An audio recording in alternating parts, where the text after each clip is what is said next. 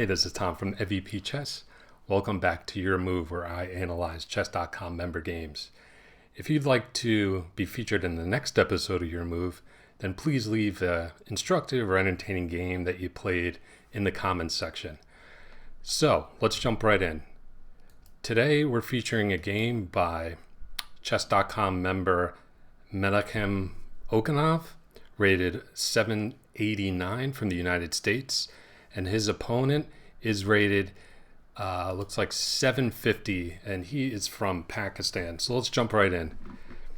After e4, e5, we've got the tried and true king's pawn opening that's been played for 600 years.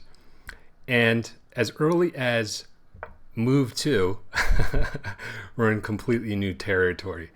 h3. Yeah, this is a move that I think would make Paul Morphy roll over in his grave. H3 does nothing to control the center. It does nothing to rapidly develop the king side. It does nothing to get your king to safety. So it pretty much violates every opening principle that there is. So how should black respond? Could quickly develop the king side and get yourself castled and try to refute, this type of flank opening. But black chose, I think, a move Paul Morphy would be proud of. White's basically saying, after e4, e5, I don't really want to play white anymore. Why don't you play white? I'm just going to pass the move back to you. So black says, okay, then I'm going to play like Paul Morphy and play f5. And basically, after this position, we have a king's gambit, one of Paul Morphy's favorite openings, an opening that was featured a lot in the Romantic era, with colors reversed. This pawn structure on the king side, black typically has, after he captures on f4 in the king's gambit proper and plays g5 to try to hold on to this pawn. So we basically got this position with colors reversed. So let's see how black approaches this game. Okay, white's playing nothing but pawn moves, and black is prioritizing his development. I really like this, okay? After d3 and a3, again, just all pawn moves. No pieces are being developed. Black develops a dark square bishop and brings the knight to the best square, and now black is ready to castle. This is great opening play, and this is how you punish an opening like this. That's nothing but pawn moves. Here we go again. Another pawn move, b4, and boom, e4. I really like this response from black for two reasons. Number one of the best ways to meet an attack on the wing, such as the pawn thrust b4, is to strike in the center, which is what black does with e4. The other reason I really like e4 is that white's king is stuck in the middle, okay? It's going to take white an eon to get this king castled, whether it be on the queen side or the king side. So black is trying to open up the position quickly, get the king castled, and just go on the attack. So this is absolutely the correct approach from black, and I really like his play. Okay, so white makes, I would argue, the first prudent move of the game, and that is to play pawn to d4, just to try to keep things closed. I think he recognizes, at least I hope he did, that I have not developed a single piece yet. I've made nothing but pawn moves. There's no way I can let this position become open. So d4 gets my seal of approval. And black castles, excellent. Look at the relative safety of the kings, okay? Black's king is completely safe on the king side, whereas white's king is completely vulnerable in the middle of the board. So if I'm black in this position, I'm looking to blow up the position to open lines, even considering sacrifices, just so that my pieces can flood in and attack this king while it's still stuck in the center. And pawn c3. I don't know. Maybe white couldn't move a piece. Maybe he's playing some, he thought he was playing some chess variant where you only play with pawns. I'm not exactly sure. But c3, queen e7, I like this response. Putting one of the major pieces on the e file. I probably would have chosen the rook, but the queen works too. And white finally develops a piece, developing the dark square bishop and pinning the knight. And black immediately questions the bishop. What do you want to do? He decides to exchange and then plays another pawn move, h4. Okay, over to you in this position. Again, white is a mile behind in development. We want to open the position as black. What would you play in this position? Pause your videos and find the best continuation.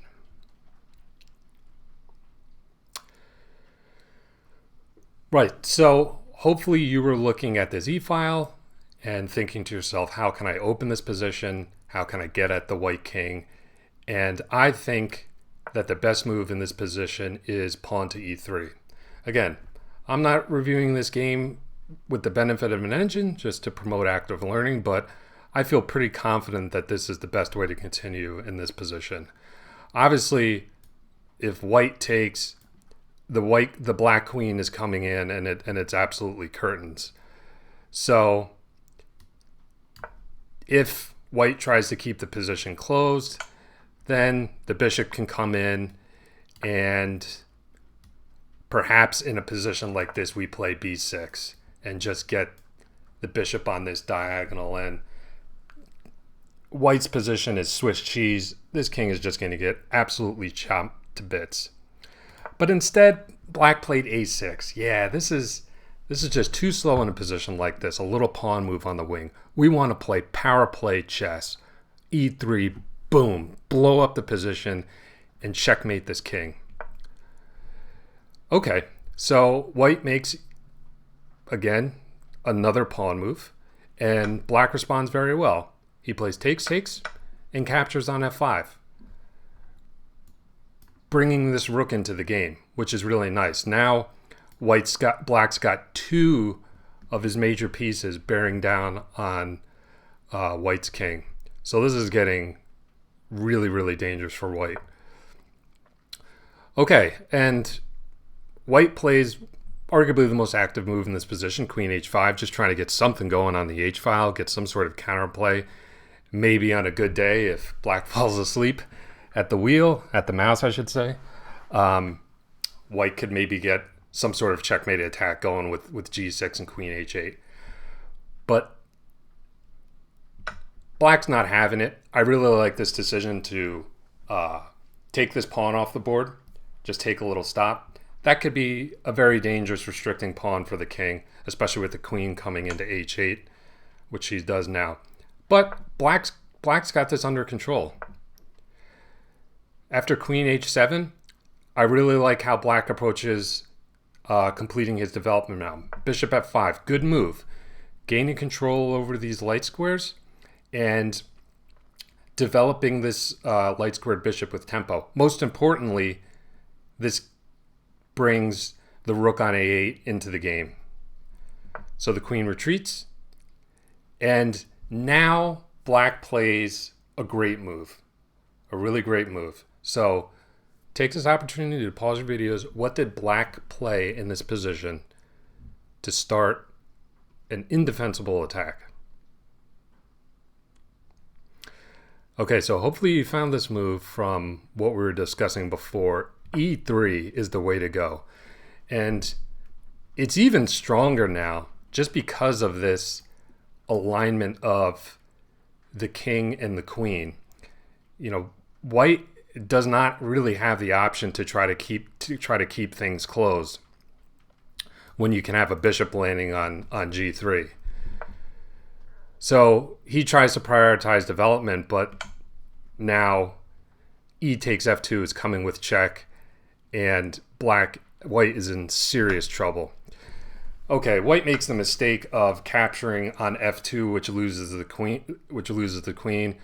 Probably his only chance is to try to run with the king to the queen side and try to find some safe haven there. and then try to attack on the king side. But that's probably not going to come to fruition.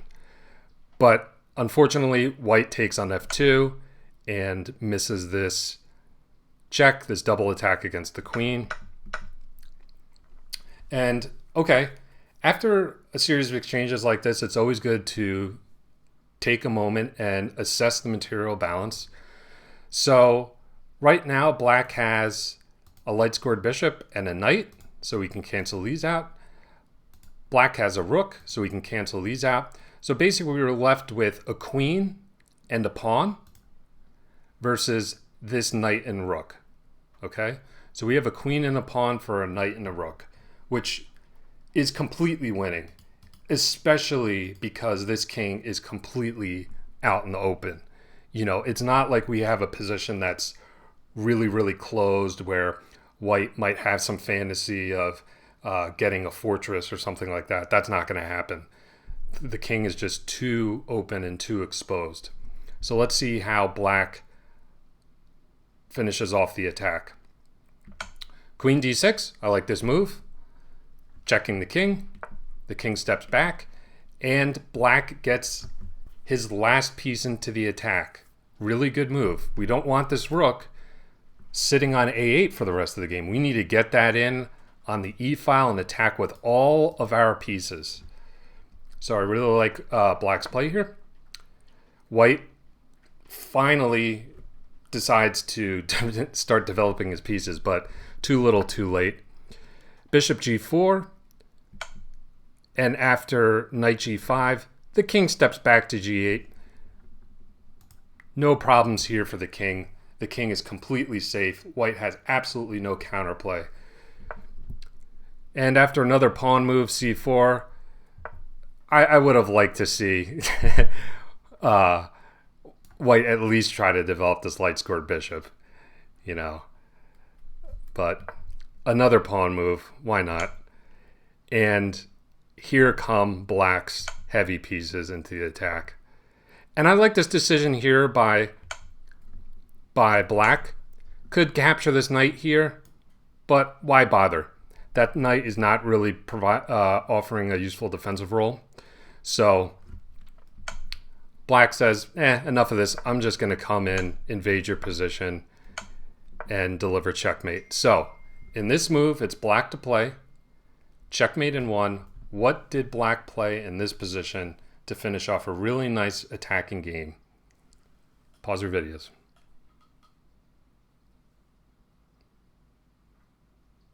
Okay. So, I mean, there are a lot of ways to win here. Knight d4 is a really good move. Bishop c2 is a really good move. But the move that ends the game on the spot is what black played, queen c2, checkmate. And I think Paul Morphy would be both horrified at how this game opened with pawn to h3, but also really proud of black's attack, how he went for the most aggressive option in the opening, basically taking the reins with white and saying, you're going to play slow, I'm going to play a king's gambit and just absolutely blow you off the board. And that's what he did. So hope you enjoyed this latest game in the Your Move series. I know this game put a smile on my face. I hope it did for you.